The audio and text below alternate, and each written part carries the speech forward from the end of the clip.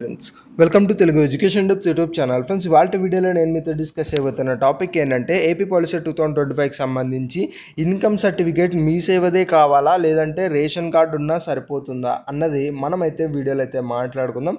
At the same time ఒకవేళ సచివాలయంలో తీసుకున్నది ఉంటే అది కూడా సరిపోతుందా అన్నది కూడా వీడియోలో అయితే డిస్కస్ చేసుకుందాం. సో వీడియో అనేది ఇంట్రెస్టింగ్గా యూస్ఫుల్గా ఉంటుంది, పూర్తిగా చూడడానికి అయితే ట్రై చేయండి.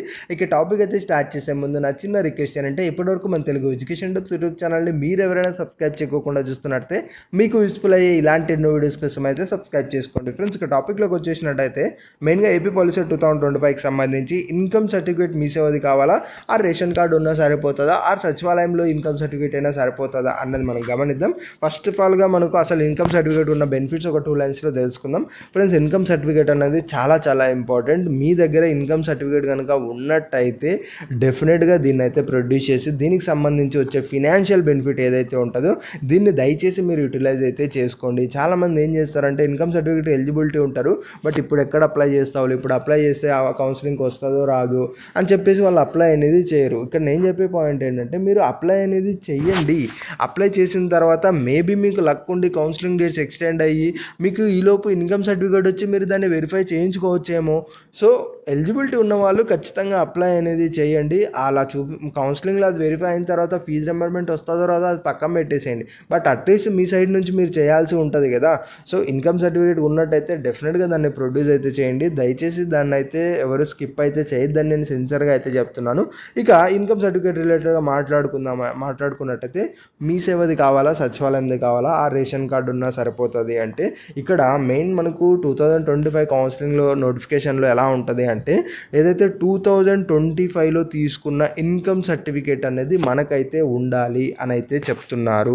సో ఇప్పుడంతా పాయింట్ ఏంటి అంటే ఇదివరకు అంటే సచివాలయం ఉండే అక్కడ నుంచి మనకైతే వస్తుండే, బట్ ఇప్పుడు మీ సేవ నుంచి వస్తున్నాయి కాబట్టి 2025లో తీసుకున్నదే ఉండాలి అని చెప్తున్నారు. కాబట్టి డెఫినెట్గా మీకు ఏదైతే మీ సేవలోది ఉంటుందో అది డెఫినెట్గా ఈ యొక్క ఇన్కమ్ సర్టిఫికేట్ ఉండాలి అని చెప్పి మనకి క్లియర్గా అయితే అర్థమవుతుంది. సో ఎవరి దగ్గర 2024లో తీసుకున్నావు కానీ లేదా 2023లో తీసుకున్నావు ఉన్నట్టయితే దయచేసి అవి యూజ్ అనేది చేయకండి. మేబీ మీకు లక్ ఉంటే అవి వెరిఫై చేయొచ్చు. ఇన్ కేస్ కొద్దిమంది కౌన్సిలింగ్ ఆఫీసర్స్ ఏంటి అంటే 2025లోనే ఉండాలి అని అయితే చెప్తూ ఉంటారు. మేబీ కొద్దిమంది 2024 ఉన్నా కూడా యాక్సెప్ట్ అయితే చేయొచ్చు. ఎగ్జాక్ట్గా ఏం జరుగుతుందో మనకి తెలియదు, బట్ 2024లో అయితే నేనైతే ప్రిఫర్ చేయను. 2025లో మీరైతే తీసుకోండి. ఇవి రావడానికి ఒక 1 వీక్ అయితే టైం పడుతుంది, బట్ ఇవి తీసుకున్నట్టయితే బెనిఫిటెడ్ కూడా అలానే మనకైతే ఉంటుంది. సో 2025లో అప్లై చేసింది ఉండాలి అన్నారు కాబట్టి డెఫినెట్గా మీరు 2025లో అప్లై అయితే చేయండి. ఆ 2025లో అప్లై చేస్తున్నారు అంటే ఖచ్చితంగా మీ సేవ నుంచి మీకు ఆ డాక్యుమెంట్ అయితే వస్తుంది. సో మీ సేవ ఏదైతే ఉందో ఆ యొక్క ఇన్కమ్ డాక్యుమెంటే మీకైతే కావాలి. అది మెయిన్గా మీరైతే గుర్తుపెట్టుకోండి. ఇక మా దగ్గర ఇన్కమ్ సర్టిఫికేట్ లేదు, మరి రేషన్ కార్డ్ తీసుకెళ్ళొచ్చా అంటే 100% మీరు రేషన్ కార్డ్ అన్నది తీసుకువెళ్ళొచ్చు. ఇక్కడ సింపుల్ లాజిక్ ఏంటి అంటే ఇన్కమ్ సర్టిఫికేట్ ఎవరికి ఇస్తారు అంటే రేషన్ కార్డు ఉన్న వాళ్ళకి ఇన్కమ్ సర్టిఫికేట్ అనేది ఇస్తారు. అంటే ఇక్కడ ఓన్లీ రేషన్ కార్డు ఉన్న వాళ్ళకి ఇన్కమ్ సర్టిఫికేట్ ఇస్తారని కాదు. ఇక్కడ పాయింట్ అంతా ఏంటి అంటే ఏదైతే ఇన్కమ్ సర్టిఫికేట్లో ఎలిజిబిలిటీ అమౌంట్ ఉంటుంది కదా, ఎలిజిబిలిటీ అమౌంట్ ఏదైతే ఉందో అంతకంటే తక్కువ ఉన్న వాళ్ళకే మోస్ట్లీ 99% రేషన్ కార్డ్ అయితే ఉంటుంది. గుర్తుపెట్టుకోండి, ఆ 99% వాళ్ళకే రేషన్ కార్డు ఉంటుంది. కాబట్టి రేషన్ కార్డు ఉన్నారంటే ఎలానో వాళ్ళు ఫినాన్షియల్గా పూర్ అని మనకు అర్థమవుతుంది. కాబట్టి సో రేషన్ కార్డు బేస్ చేసుకొని కూడా ఫీజు రియంబర్స్మెంట్ అనేది మనకు ప్రొవైడ్ చేస్తారు. సో ఇన్కమ్ సర్టిఫికేట్ మీ దగ్గర లేకపోయినట్టయితే డెఫినెట్గా మీరు రేషన్ కార్డు కూడా యూజ్ అనేది చేసుకోవచ్చు. సో మీకు ఇన్ టైంలో ఒకవేళ ఇన్కమ్ సర్టిఫికేట్ అవైలబుల్ లేదు అంటే రేషన్ కార్డ్ అయినా మీరు కౌన్సిలింగ్కి తీసుకెళ్ళండి. మీ కౌన్సిలింగ్ సక్సెస్ఫుల్గా వెరిఫై జరుగుతుంది.